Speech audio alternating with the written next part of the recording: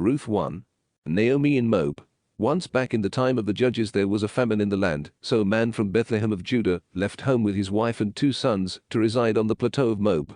The man was named Elimelech, his wife Naomi, and his sons Mahlon and Chilion. They were Ephrathites from Bethlehem of Judah.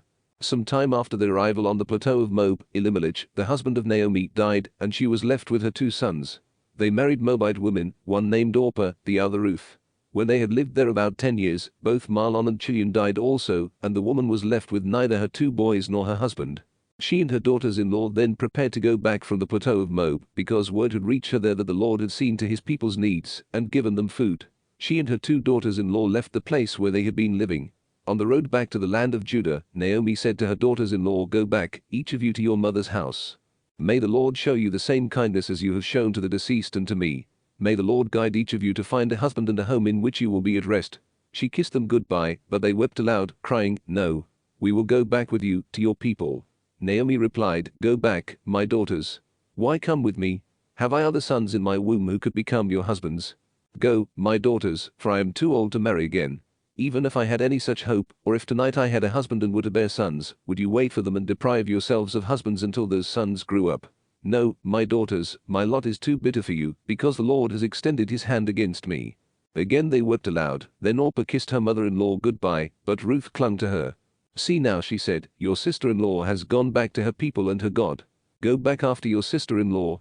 But Ruth said, "Do not press me to go back and abandon you. Wherever you go I will go. Wherever you lodge I will lodge. Your people shall be my people, and your God, my God. Will you die I will die, and there be buried. May the Lord do thus to me, and more, if even death separates me from you." Naomi then ceased to urge her, for she saw she was determined to go with her. The return to Bethlehem. So they went on together until they reached Bethlehem. On their arrival there, the whole town was excited about them, and the women asked, "Can this be Naomi?" But she said to them, "Do not call me Naomi sweet. Call me Mara bitter, for the Almighty has made my life very bitter. I went away full, but the Lord has brought me back empty. Why should you call me sweet, since the Lord has brought me to trial, and the Almighty has pronounced evil sentence on me?" Thus it was that Naomi came back with her Moabite daughter-in-law Ruth, who accompanied her back from the plateau of Moab. They arrived in Bethlehem at the beginning of the barley harvest. Ruth 2. The meeting. Naomi had a powerful relative named Boaz, through the clan of her husband Elimelech. Ruth the Moabite said to Naomi, "I would like to go and glean grain in the field of anyone who will allow me." Naomi said to her, "Go ahead, my daughter." So she went. The field she entered to glean after the harvesters happened to be the section belonging to Boaz, of the clan of Elimelech. Soon, along came Boaz from Bethlehem and said to the harvesters, "The Lord be with you," and they replied, "The Lord bless you." Boaz asked the young man overseeing his harvesters, "Whose young woman is this?" The young man overseeing the harvesters answered, "She is the young Moabite who came back with Naomi from the plateau of Moab." She said, "I would like to gather the gleanings into sheaves after the harvesters. Ever since she came this morning she has remained here until now, with scarcely a moment's rest." Boaz then spoke to Ruth, "Listen, my daughter. Do not go to glean in anyone else's field. You are not to leave here. Stay here with my young women. Watch to see which field is to be harvested, and follow them. Have I not commanded the young men to do you no harm? When you are thirsty, go and drink from the vessels the young people have filled." Casting herself prostrate upon the ground, she said to him, "Why should I, a foreigner, be favored with your attention?" Boaz answered her, "I have had a complete account of what you have done for your mother-in-law after your husband's death. You have left your father and your mother and the land of your birth, and have come to a people whom previously you did not know. May the Lord reward what you have done. May you receive a full reward from the Lord, the God of Israel, under whose wings you have come for refuge." She said, "May I prove worthy of your favor, my Lord. You have comforted me. You have spoken to the heart of your servant, and I am not even one of your servants." At mealtime Boaz said to her, "Come here and have something to eat. Dip your bread in the sauce." Then as she sat near the harvesters, he handed her some roasted grain, and she ate her fill and had some left over. As she rose to glean, Boaz instructed his young people, "Let her glean among the sheaves themselves without scolding her, and even drop some handfuls and leave them for her to glean. Do not rebuke her." She gleaned in the field until evening, and when she beat out what she had gleaned, it came to about an ephah of barley, which she took into the town and showed to her mother-in-law. Next she brought out what she had left over from the meal and gave it to her. So her mother-in-law said to her, "Where did you glean today? Where did you go to work? May the one who took notice of you be blessed." Then she told her mother-in-law with whom she had worked. "The man at whose place I worked today is named Boaz," she said. "May he be blessed by the Lord, who never fails to show kindness to the living and to the dead." Naomi exclaimed to her daughter-in-law, She continued, "This man is a near relative of ours, one of our redeemers. He even told me," added Ruth the Moabite, "stay with my young people until they complete my entire harvest." "You would do well," my daughter Naomi rejoined, "to work with his young women. In someone else's field you might be insulted." So she stayed gleaning with Boaz's young women until the end of the barley and wheat harvests. Ruth 3. Ruth again presents herself. When Ruth was back with her mother-in-law, Naomi said to her, "My daughter, should I not be seeking a pleasing home for you? Now, is not Boaz, whose young women you were working with, a relative of ours? This very night he will be winnowing barley at the threshing floor. Now, go bath and anoint yourself, then put on your best attire and go down to the threshing floor. Do not make yourself known to the man before he has finished eating and drinking. But when he lies down, take note of the place where he lies, then go uncover a place at his feet, and you lie down. He will then tell you what to do." "I will do whatever you say," Ruth replied.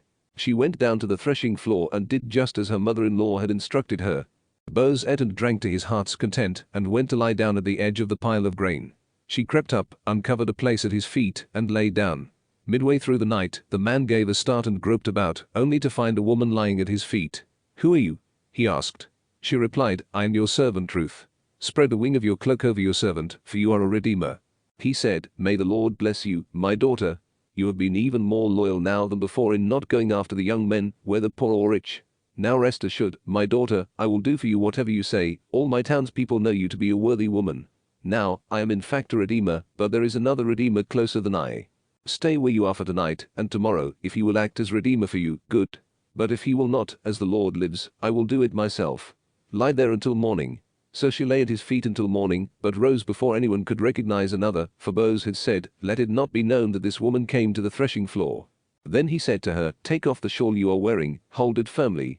When she did so, he poured out 6 measures of barley and helped her lift the bundle, then he himself left for the town. She, meanwhile, went home to her mother-in-law, who asked, "How did things go, my daughter?" So she told her all the man had done for her, and concluded, "He gave me these 6 measures of barley and said, 'Do not go back to your mother-in-law empty.'" Naomi then said, "Wait here, my daughter, until you learn what happens, for the man will not rest, but will settle the matter today." Ruth 4. Boaz marries Ruth. Boaz went to the gate and took a seat there. Along came the other redeemer of whom he had spoken. Boaz called to him by name, "Come, sit here." And he did so. Then Boaz picked out 10 of the elders of the town, and asked them to sit nearby. When they had done this, he said to the other redeemer, "Naomi, who has come back from the plateau of Moab, is putting up for sale the piece of land that belonged to our kinsman Elimelech. So I thought I would inform you. Before those here present, including the elders of my people, purchase the field, act as redeemer. But if you do not want to do it, tell me so, that I may know, for no one has a right of redemption prior to yours, and mine is next." He answered, "I will act as redeemer." Boaz continued, "When you acquire the field for Naomi, you also acquire responsibility for Ruth the Moabite, the widow of the late heir, to raise up a family for the deceased on his estate." The redeemer replied, "I cannot exercise my right of redemption, for that would endanger my own estate. You do it in my place, for I cannot." Now it used to be the custom in Israel that, to make binding a contract of redemption or exchange, one party would take off a sandal and give it to the other. This was the form of attestation in Israel. So the other redeemer, in saying to Boaz, "Acquire it for yourself," drew off his sandal. Boaz then said to the elders and to all the people, "You are witnesses today that I have acquired for Naomi all the holdings of Elimelech, Chilion and Mahlon. I also acquire Ruth the Moabite, the widow of Mahlon, as my wife, in order to raise up a family for her late husband on his estate, so that the name of the deceased may not perish from his people and his place. Do you witness this today?" All those at the gate, including the elders, said, "We do. May the Lord make this woman come into your house like Rachel and Leah, who between them built up the house of Israel. Prosper in Ephrathah. Bestow an aim in Bethlehem.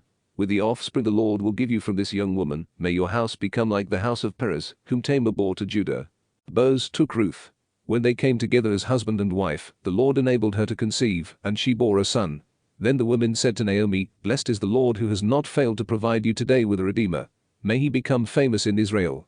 He will restore your life and be the support of your old age, for his mother is the daughter-in-law who loves you.